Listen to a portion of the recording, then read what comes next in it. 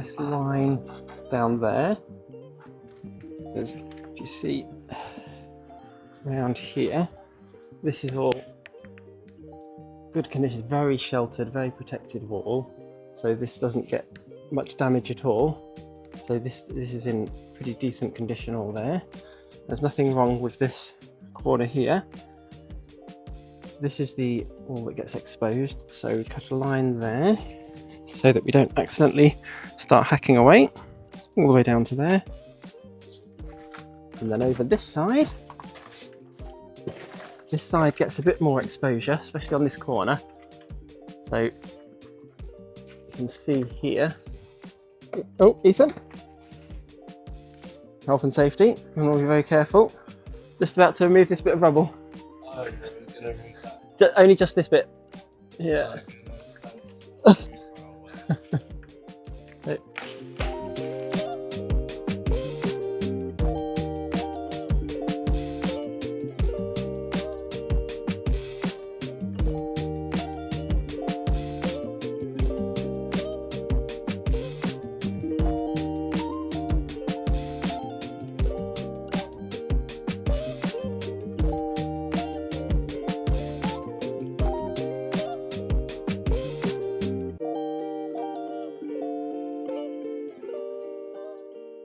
Now that all the rendered, we are going to fill any really deep holes, like the windows that I mentioned before. You don't really want lime render pugging that gap because lime render is breathable and the moisture will just go into the wood. So this is where we use our trusty expanding foam.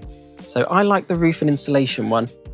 It is more expensive than your standard insulation expanding foam because it's better. It's waterproof, it has a higher thermal value. It's a proper one. There's other foam, you know, they do the job probably. And I know other builders use standard foam. It seems to work fine. But given that they have a particular one specifically for roofs and insulation, it seems foolhardy not to use it.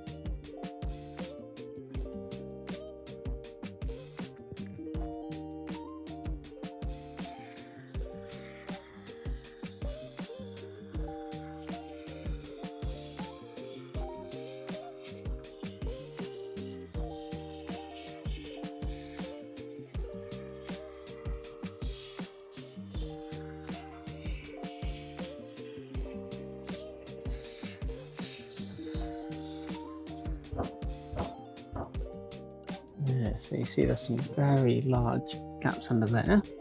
So, put some foam in there too. So, today we're going to get this top section done. Hopefully we've got the time and the weather. It's forecast some rain, but I'm going to show you this installation that I did a couple of days ago. The easiest way I've found, and there's many ways you can do this, but to chop it back, because you see it at some points, it sticks out quite proud of the brick there.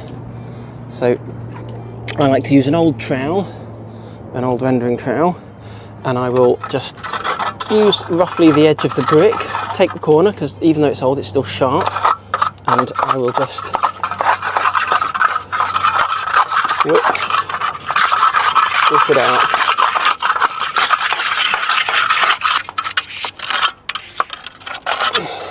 Some old piece of residue there from previous decorators, but yeah, and that is the easiest way I've found.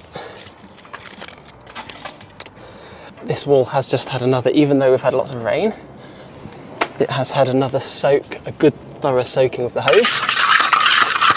Don't do this with your good trowel. Any experienced plasterer would have your head if you grabbed their best trowel and did this. But if you're anything like me, you don't like to throw away old trowels, so you will have an old trowel that you can use. So there's no rain until 12, as Chris just said. What is it, 10 at the minute, and it's raining. So now I'm going to cut the mesh. You got the scissors? Could you pass the scissors up, Chris? All right. What I might do is give Yes, okay. So we've just, after a couple of hours of rain, we have still needed to soak this wall right down again. But the weather is looking much more pleasant now, so we've got a few hours, hopefully a 3-4 hour window to get a decent bit of done.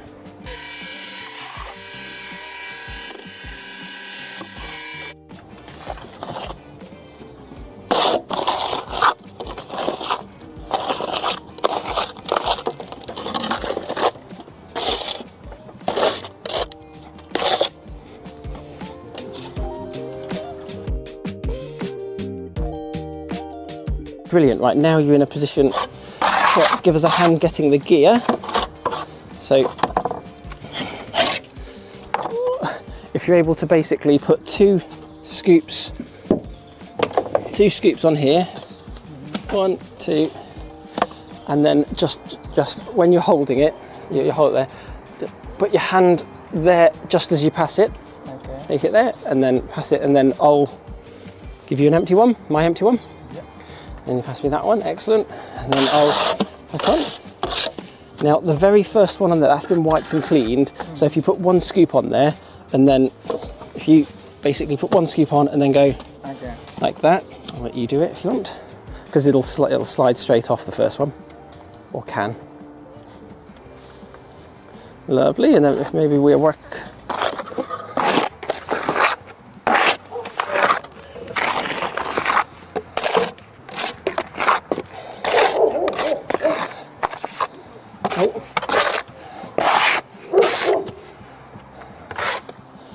Excellent.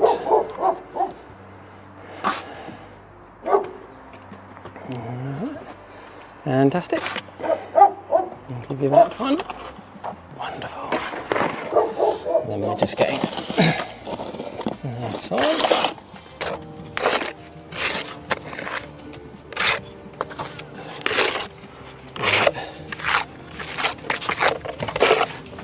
Just to confuse things, go behind you now. Love it. Super, thank you. Right, let's move this over to a little bit more this way. A bit out of Chris's way. Right, I reckon we need another, so that was 3, wasn't it? So we're going to need at least another, I reckon another, no, that was 4. Let's do another, I'll tell you what, let's mix up another 4. Okay, could you get more water, please? I'll use what we've got. I'll load these in and then I'll get some more bags up here as well. Ready for the next mix.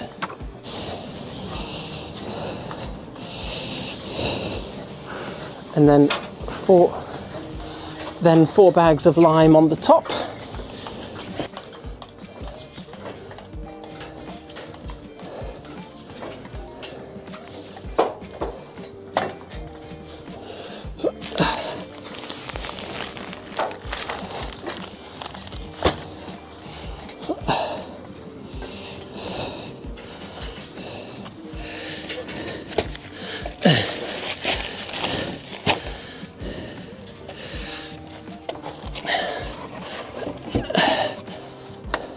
Wonderful.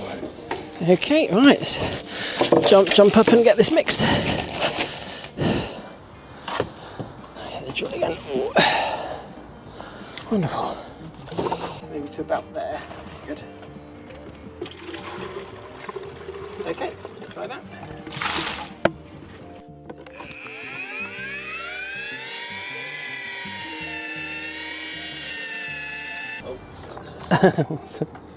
You might need some mesh here, Chris, like extra, just to stop, just to hold, to give some of it to hold to.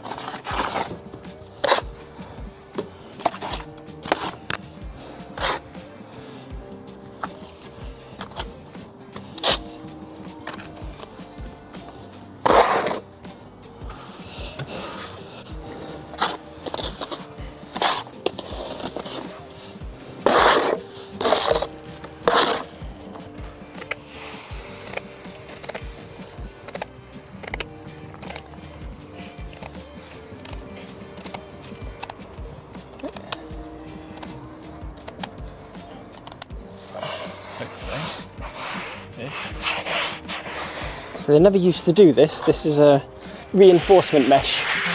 Makes it nice and strong. You probably know. Pardon, sorry? Just to hold the plaster. To help stop cracking. Okay. It helps prevent. Shouldn't say stop because it can happen, but prevent.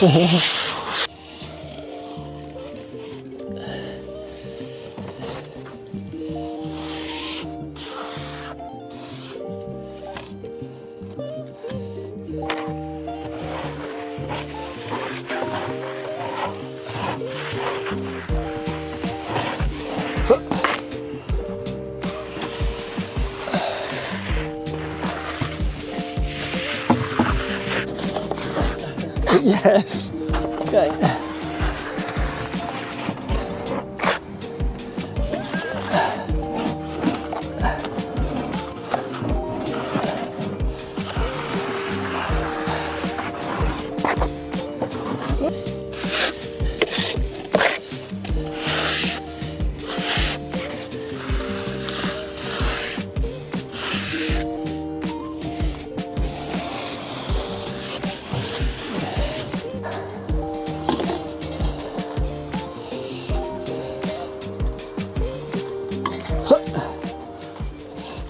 First thing we do is give the wall a good hose. Aha, here we are. Lovely. We'll be using them in a moment, so we like to give the wall a nice thorough soak. It's very porous, this lime render. Obviously, to do the job it has to be able to breathe, and to breathe it has to absorb. But that does mean, if you're not careful, the next coat can suck in very quickly. So I like to give it a nice soak, even though it was spitting a minute ago.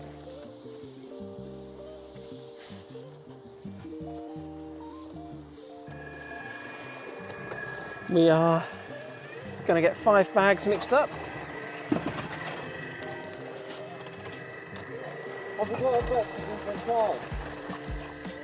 Oh, that's Ethan's language for do we have the battery on charge? We do. Does that run out? Yeah. So it's a cordless DeWalt mixing drill. Fantastic. But it doesn't do that many mixes. In my experience, we'll be lucky to get 2 5-bag mixes per battery. We do have 2 batteries. If you were to mix a lot all day, I would recommend getting a 3rd, maybe even a 4th battery if you're doing 40 plus bags a day, but we tend not to do that many. So I will just bring them up a new battery because I can hear that it's slowing down. I know you mentioned about spot board, people have mentioned about spot boards, which is like a table for your plaster to go on or for the render. However, it's very cosy up here and I personally prefer to have a bit more room. Heath? Should we switch it now?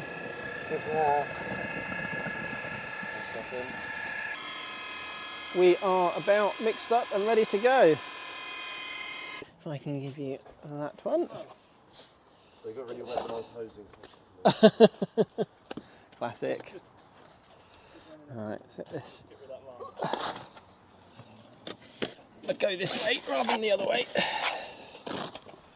Make it sloppy now. Oh. Full-time job now. What's that? Got my hawk underneath you. What a team. Thanks. There we go.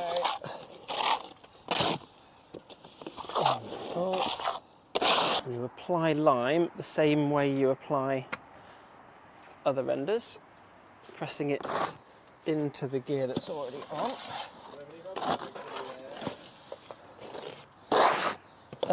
We definitely have, yes, I think they're out.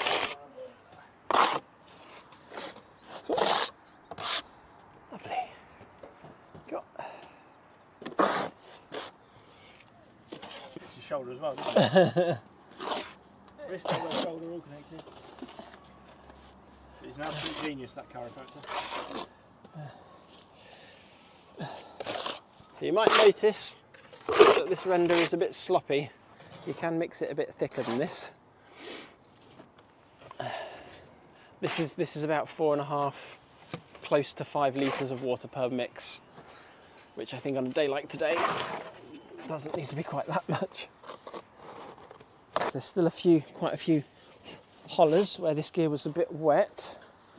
Not a problem. We'll get a rough guide with the rule, what Kris is doing now, and then we'll come back and fill all the hollers.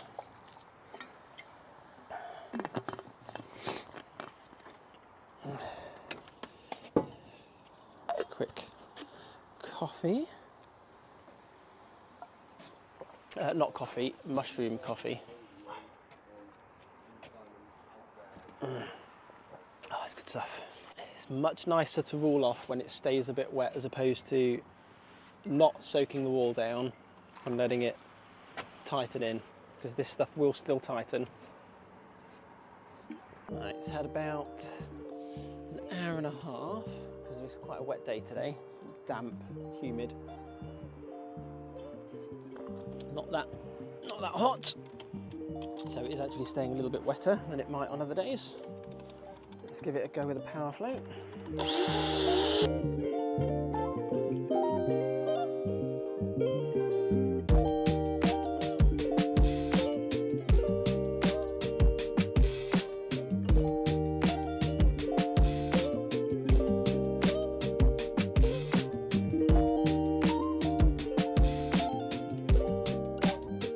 Too bad, it's still a little bit wet. There's a few hollers there, pretty good though. So just want a hawkful or two of gear. No, I took it down and cleaned it. So I like to whiz over it with the power float. Once it starts getting a skin over it, which it has done, it's about an hour and a half today.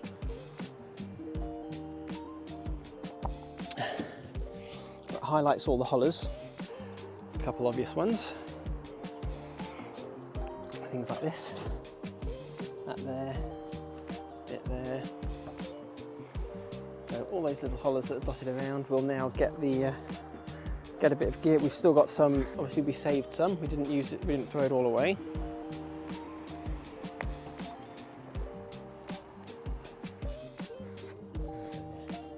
A bit in these bits. Let's get the hawk in a second.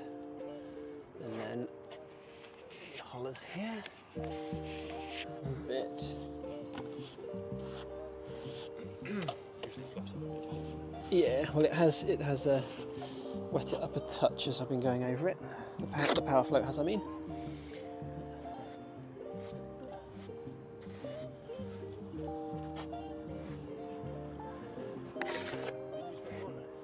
Yeah.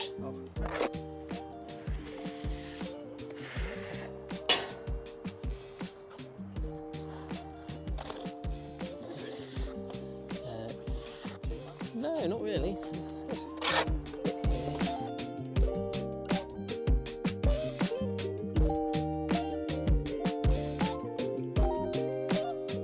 So once this has all had a good float over with a power float, I like to use a small plastic float to go over it again that Kris has got there.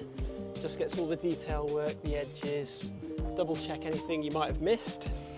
This is looking really good now. She's just finishing off there, a few little bits here.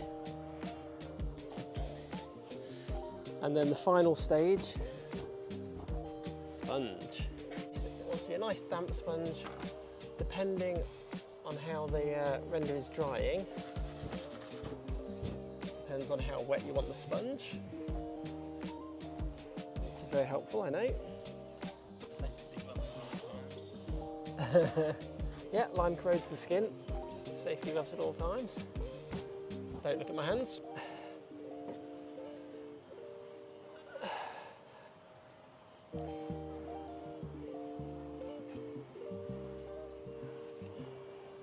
It's a little bit more exposed up here, so it's not drying quick because it's not a hot day, but it's a little bit quicker than the middle section. This just gives it a nice consistent finish, nice even finish. This will then be painted.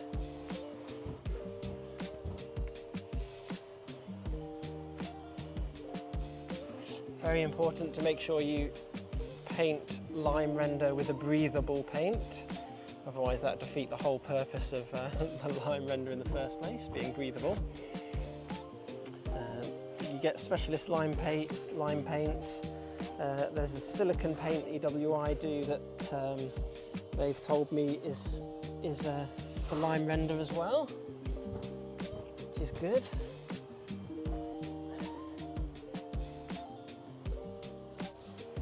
You can actually get sponge floats, which are sponges on plastic floats. They work fine depending on how hard the wall is.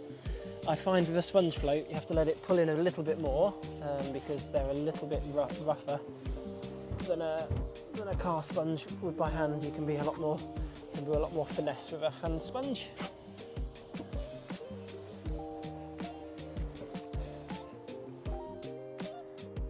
This top section is now all finished. Beautifully finished lime render.